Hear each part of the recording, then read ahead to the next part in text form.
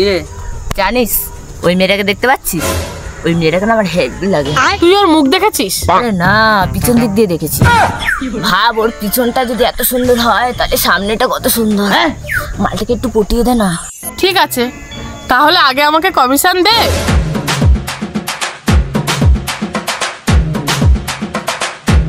खेलेगा free fire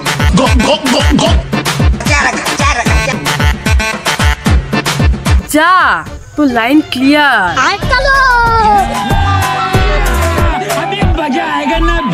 বলছি তোমার নাম কি?